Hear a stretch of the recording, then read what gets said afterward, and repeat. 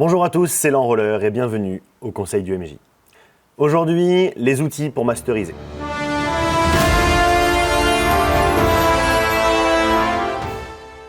Tout d'abord, entendons-nous, il n'y a pas de nécessaire pour être un maître du jeu. Vous pouvez très bien vous contenter d'avoir des joueurs à la table, les feuilles personnages et un set 2D. Aujourd'hui, je vais vous présenter quelques outils que j'utilise ou que je connais qui peuvent être utiles pour agrémenter vos parties et vous aider à donner des informations à vos joueurs et à immerger vos joueurs. Tout d'abord, au-delà du classique écran du MJ et d'avoir une tour à dés ou un lanceur pour vos dés pour éviter qu'ils ne tombent de la table tout simplement, vous pouvez aussi utiliser derrière votre écran des post-it ou une ardoise. Cela vous permettra de noter les informations comme les tours d'initiative, les informations qui vont pouvoir changer au cours de la partie, qui ne sont pas figées dans le temps.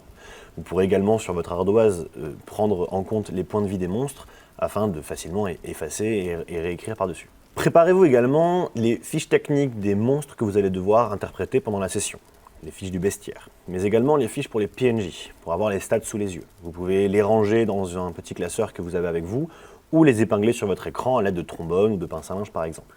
Pensez également avoir un outil, potentiellement un écran ou une tablette, pour montrer des visuels à vos joueurs. N'oubliez pas évidemment de décrire ce que vos joueurs voient, mais à la fin de votre description, il ne vous est pas interdit de montrer un visuel afin de préciser l'imagination des joueurs et que tout le monde soit sur les mêmes rails et visualise la même chose. Vous pouvez également créer des aides de jeu à l'aide de sites très bien faits comme Homebrewery ou Homebrew Item qui permettent de créer des lettres avec une patte graphique rappelant la patte de Donjons et Dragons ou des cartes, des objets magiques que vous pourrez donner à vos joueurs une fois qu'ils sont harmonisés, liés avec l'objet. Cela permettra de souligner le moment où votre joueur se lie à l'objet. Également, cela vous permettra de garder secret les propriétés de l'objet pour les autres joueurs. Et votre aventurier pourra prendre connaissance de l'objet qu'il possède et décider de divulguer ou non les informations qu'il vient de prendre en compte. Très important également pendant vos parties, les combats, les maps tactiques des combats. Alors tout simplement, une ardoise Velleda effaçable pour mettre au milieu de la table, cela fonctionne toujours. Vous pouvez également imprimer vos cartes afin de les mettre au centre de la table et que les joueurs puissent placer leurs petits tokens. Nous utilisons, nous, les D10, les D100, qui sont très peu utilisés en Donjons et Dragons, afin de représenter chaque joueur. Comme ça, on voit le dé sur la map, et cela nous permet de savoir à quel joueur il est, vu qu'il a son set de dés devant lui. Les outils en ligne marchent aussi très bien. On appelle ça des plateformes VTT. J'utilise personnellement Roll20, qui marche très très bien, qui permet de faire énormément de choses une fois qu'il est pris en main, de changer de couche, de garder des informations cachées pour les joueurs et de les faire apparaître au dernier moment. Et si jamais vous faites des sessions autour d'une table, vous pouvez très bien avoir un écran au bout de la table pour diffuser vos maps en temps réel à vos joueurs. Une ambiance sonore est également, à mon sens, essentielle en jeu de rôle. Vous pouvez très bien avoir une ambiance sonore très diffuse, très discrète, mais aussi vous appuyer dessus pendant vos descriptions et pour souligner l'intensité de certaines scènes. Pour cela, vous pouvez utiliser n'importe quelle application de lecture de musique, évidemment. Vous pouvez avoir par exemple la chaîne de Bardify qui vous propose des ambiances sonores qui remettent en scène différents décors de jeux de rôle, une taverne, une forêt à différents moments de la journée pour accompagner vos parties.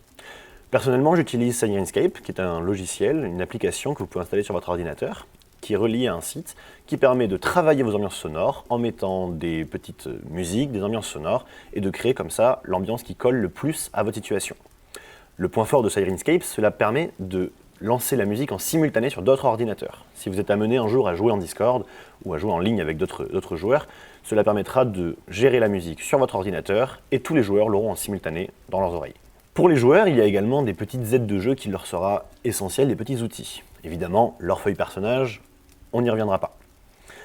Par contre, ils vont devoir tenir le compte de beaucoup de choses. Leur point de vie, leur emplacement de sort, leurs flèches. Il y a énormément de consommables qu'ils vont devoir utiliser au quotidien pendant la session. Pour éviter d'avoir à gommer sans cesse la fiche personnage, vous pouvez utiliser des tokens, des billes. Nous, on utilise des jetons de poker, qu'on met sur ce qu'on appelle une feuille de route, avec différents emplacements signifiant quel jeton correspond à quoi. Les points de vie, les potions, les flèches. Juste un petit mot sur la feuille de personnage. Vous pouvez également utiliser des feuilles remaniées, pas forcément les feuilles originales. Peut-être des feuilles plus esthétiques qui collent plus à l'univers dans lequel vous jouez, ou des feuilles plus simplifiées pour aller plus directement à l'essentiel dans la fiche. Vous pouvez choisir ce que vous voulez. Il y a également des feuilles travaillées, créées à partir de petits jetons aimantés afin de garder des compteurs, mais cela évidemment a un coût. On comprendra que vous utilisez simplement des feuilles de papier. Très difficile et très important pour les joueurs, c'est également de tenir le compte des sorts qu'ils connaissent, leur grimoire. Pour cela, vous pouvez leur imprimer ou leur demander d'imprimer des cartes de sorts. Des sites très pratiques, comme Aide permet de constituer son grimoire et d'imprimer les sorts en format de petites cartes, après à découper. Vous pouvez également utiliser n'importe quelle application qui permet de garder le compte des emplacements de sorts et des sorts que votre personnage connaît. Vous l'aurez compris, tous ces outils permettent d'agrémenter vos parties, de les rendre plus visuelles pour vos joueurs et de potentiellement vous faciliter la tâche à vous en tant que maître du jeu. Ça évitera d'avoir tout à penser, sachant que vous avez déjà beaucoup de choses en tête. Cela permet également de rendre le JDR en distanciel faisable et même agréable. Je sais que j'en fais beaucoup, mes amis sont partis. Et... Qu'est-ce qu'ils racontent? Ils sont maintenant au ciel.